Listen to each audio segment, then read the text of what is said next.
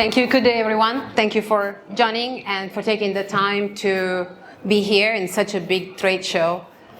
Today, we're going to dive a little bit deeper into what is the difference between the service industry and the experience industry. So some of you may be familiar with the work of Joe Pine on the experience economy when he published that famous book in 1998.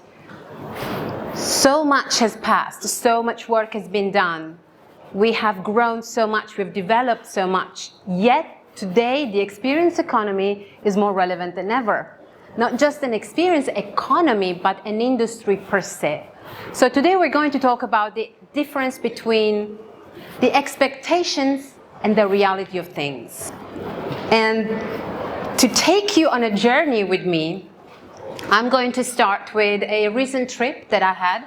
I had the pleasure of spending the last 20 days in Morocco. And I want to take you right here. This is the most expensive restaurant in Casablanca, Morocco. For those of you familiar with that movie called Casablanca, right? Whether you watch it or not, you might know the movie exists. I actually recently watched it myself. And when we were in Casablanca last month, we decided to go to this restaurant knowing that it is the most expensive restaurant in Casablanca. And they have recreated the experience of the Rick's Cafe from the movie Casablanca. So you don't go here to have a meal or to have a drink. Yes, of course you can. But you go there because you want to be in the movie ambiance. You want to feel like you're part of that specific time and feel the experience of being in the Casablanca movie. So much so that I had a wonderful lunch there. Food was okay, but the experience was amazing. The queues, the furniture, the music, the whole ambiance the whole space was something that brought me back to the movie, into the movie. Another example that I wanted to share with you today is Pikes Ibiza. It's a beautiful, small courtyard boutique hotel in the middle of the island, which you know, familiar with the island of Ibiza. For those of you who know Pikes has created not just a place to sleep, but a place where creativity, freedom, hedonism, art make up for the experience of just sleeping in a hotel room. So much so that about 40 years ago, is that I'm old? Yes. About 40 years ago, someone called Freddie Mercury, you might have heard of him, decided to spend his 41st birthday in this hotel, making it forever a place of self-expression, freedom, a place where you were not just being in a hotel, you were being yourself in a space that would allow to spend your time. So, if we want to make a huge difference and a difference between the service industry and the experience industry, we are looking at spaces instead of places. So, Rick's Casablanca, Pikes Ibiza, instead of having a place where people can spend their money, they have created a space where people spend their time. In other words, in a society where we are all time poor and where time is more precious than ever, it's more, let's say, people are more selective on how they spend their time rather than how they spend their money. These two places have made the decision to come away from giving just a meal or just a place to sleep, and instead providing a space for an experience to be born. So if you are navigating and conducting or running or managing or owning a space where people can spend time, you're probably in the experience industry. So welcome to that experience industry. That's where everybody wants to be. Is that where everybody is? Probably not. And let me tell you that the experience industry can be a very daunting place to be. Space, not place, to be. Why? Because the experience industry founds itself not just on the service you provide, but on the set of values that the people that are coming into your space are bringing forward. So my experience can be very different from your experience. The way I feel I'm having a great experience can be very different from another. So it is crucial for operator in hospitality today to profile their guest identity, preferences, set of values, characteristic personalities, and understand what matters to them. It's not exactly what matters to someone else that might come around and be the guest of your establishment. An example, just a simple restaurant that probably you've heard already, Hard Rock Cafe. Now you tell me, do you go to Hard Rock Cafe for their burgers? It's the law of solitude. Do you go to Hard Rock Cafe for their beers? You go to Hard Rock Cafe because you like the ambience. You want to have that rock and roll experience. You want to be entertained. You want to see live music. You want to be part of an atmosphere where you feel you belong. In other words, it matches my preference, my musical taste, not mine specifically, but those of the people who go to the Hard Rock Cafe. Now, so when you go to Hard Rock Cafe, you don't buy a meal, you buy into the experience of Hard Rock Cafe. So much so that today we have about 165 Hard Rock Cafes all around the world, more than 20 hotels, and 11 casinos. Now, do you think they have expanded that much? And mind me that Hard Rock Cafe does not have the model of McDonald's. They own and manage every single one. They don't franchise. So for them, the experience is paramount. Yet, let me show you that somebody in Hard Rock Cafe Prague, not long ago, had a fantastic experience and put the feedback of that experience on TripAdvisor. That's amazing. That's what this morning we had breakfast at the hotel where we were staying, and the breakfast waiter was so kind, so funny, and he took the time to come to me and say, by the way, if you put a review on TripAdvisor, my name is Nicola, I'm here. Okay, I'll do it. So this person had a great service and put it on, great experience, and he put it on TripAdvisor. The very same place, not long after, horrible experience. A disaster. This place is average, please go elsewhere. This person put his experience on TripAdvisor, same place, different experience. Why is that? Because these two people value different things. Maybe for one, the food and beverage quality was important, so he had an average steak and the experience wasn't so satisfying. For another person, instead, the music was very important. And maybe that day there was no live band and the speakers sound like crap and he had a bad experience. So the set of values that your customers bring into your business is what generates and what dictates, is the parameter in which your experience, you offering that experience, is successful or not. How so? By creating a space where people can have unjudged, unbiased human touch. We all speak about technology versus human, who's going to win, who's going to take over. Smart use of technology is what works best. Don't overuse technology where there is no need. Also, it's got to be relevant to the person. If I like rock and roll and I'm at the Hard Rock Cafe, it's probably relevant to me. And it's personal. Everybody speaks about personalized service. But where does personalized service really take you? So the service value that we give every day in our businesses, for example, the hotels and the restaurants where we go, a good place to sleep, a comfortable bed, a good meal, functional amenities, hot water. So this is what the basic service expectations are today. Let's go beyond that. and let's start to navigate the experience industry. Which brings us to understand if values is the parameters that our guests are using, we need to become value generators.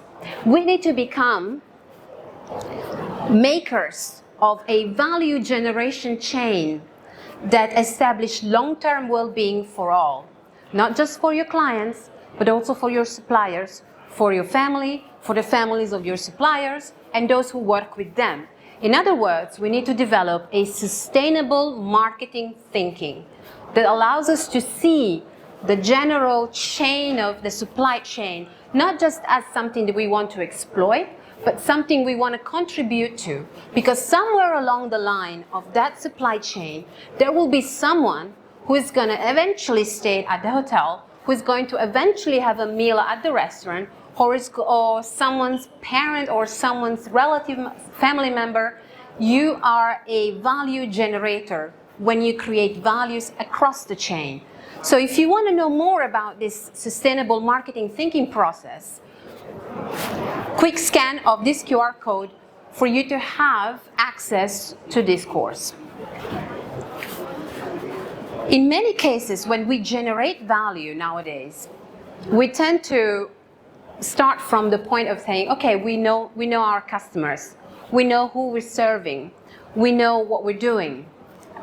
And in many cases, it's because all of us, and we are in January at the beginning of the year, have looked at the trends. So I've been asked to bring a presentation on the trends in hospitality and the service industry, and I thought, no, don't follow the trends. In fact, you can be the trendsetter. You can make trends. If you develop a sustainable marketing thinking that allows people to benefit from the value you are generating, you can shape the demand. And by shaping demand, you generate the trends. Who tells who? So this is the game that in many cases plays to disadvantage of our supply chain and also the value generation chain that we create. How would we, a trendsetter seems like a big word. Everyone here in this industry runs their own business. They are business owners, business managers, business development, and everybody will say, well, who am I to set a trend? By shaping demand, by offering an experience that your customers are not just appreciating, but really feeling like they belong to, you're starting to become a trendsetter or a change maker. Big words, but in reality, we're all perfectly capable to do it. If you follow the trends, you probably are doing some of these things. You probably are working towards energy efficient methods. If you're probably building green, or you're working towards improving your waste management, and all the things that today matters to your clients. So in this case, sustainability, being eco-friendly, resilience, diversity, inclusion, equality. Well, instead, I invite you to adopt, adapt, and excel in what you're doing. And I'll give you some examples of some of the hotel and restaurants companies in the world today who are doing just that. They are adopting new technologies. They are adapting to their business model and to what their clients want, and they are excellent in it. Regenerative Travel is a collective of travel businesses in food and beverage and hospitality. They have taken the sustainability side of things to the next level, so much so that now people don't like to talk about sustainable hospitality. Everybody now talks about regenerative hospitality. So when the money that you spend within the hospitality industry stays within the place where you are. So if you're staying in Peru, the money of your holidays stays in Peru. If you go to Morocco and you're staying in a hotel, that money stays in the village of that hotel. It doesn't fly elsewhere. And for them, experiences are top of notch. So they put them not just on their homepage, as you can see up there, they feature them heavily as one of the most important things their customers value. Another example, Queer Destinations. Queer Destinations certifies hospitality businesses all around the world on becoming a safe space to welcome the LGBTQ+ segment, which we all know is a very worthy segment in the travel and hospitality industry. So Queer Destination has created a training program that they provide to hospitality businesses to train their team to become more knowledgeable and more comfortable in greetings and welcoming guests of all kinds. Another very, very important aspect of travel today and hospitality is the carbon impact that we all have. By being here today, you've traveled, you've commuted, you've taken a plane, a train, if there is a train, a car, and you've all had an impact on today's environment. So organizations like PatNet Zero help hospitality business to calculate that impact and to give you options to mitigate that impact into traceable and tangible projects where you can contribute. My carbon footprint to come here today was 0.39 tons of carbon. And I'm mitigating this by sustaining a project on safe cook stoves in Uganda. So adopt, adapt, and excel. This is the formula. Adopt, adapt, excel. So first adopt the technology, the service standards, the resilience, the mindset, then adapt it to your business, and then excel at it. Be the best you can. An example, Shangri-La Hotels and Resorts. Shangri-La knows that virtual reality today is what their customers are using when they're home, when they are in their studios, when they're working. So they took the homepage of all their experiences and they turned them from static pictures into immersive VR videos where you can be exactly in the middle of the lobby of that specific Shangri-La hotel. And your experience while already browsing the Shangri-La homepage is so much more immersive. So they adapted, they adopted, and they become excellent at it. Another example, Molly's is a diner motel concept, Americanized concept in the UK. How did they adapt? They adapted to the fact that they noticed that most of their clients were coming to the motel with an electric vehicle. So in front of the Molly motels, the parking lot allows you to charge your car for free. What did they do? They adopted a technology, adapted it to their locations, and excel at it. So now you know that if you have an electric vehicle, you can stay at Molly's and charge it for free. And also, they have an excellent online check-in process. So none of their guests needs to queue at the reception like I was doing last night, because they already check in online and everything works, and they have an e-card on their phone and they can check in. And there is still somebody at the reception that can help you. So technology doesn't replace the human touch, but certainly does not leave you in a queue for several minutes upon arrival. Avoid. Many of the things we do today, we do them in good faith. We all want to be sustainable, we all want to be eco-friendly, we all want to speak to the heart of our clients. However, our clients are very, very quick at spotting fakes, and big name we know, Starbucks, right? A lot of the marketing engine behind a brand like this is around, nowadays, it's around being sustainable. And they invite you, for example, to go to Starbucks and bring your own cup so that you can give it to the barista and they're going to make coffee for you, no waste. So this person went to Starbucks with their own cup, had the coffee poured, and noticed that the barista was still putting the cappuccino in a plastic cup, then take the plastic cup, pour it into her cup, and throw it away. And this person didn't just walk away disappointed. She went on social media and blasted it. What does that tell you? that your clients are very quick at spotting your failures, your shortcomings. Not just that, they do not hesitate sharing it with their public. And we live in the peer-to-peer messaging society, so where people believe at things that others are doing rather than what comes from the top. Another things to avoid, I've seen it with my own eyes, is overuse of technology on untrained staff. So if you want to adopt technology, then take the time to give proper training to the back of the house.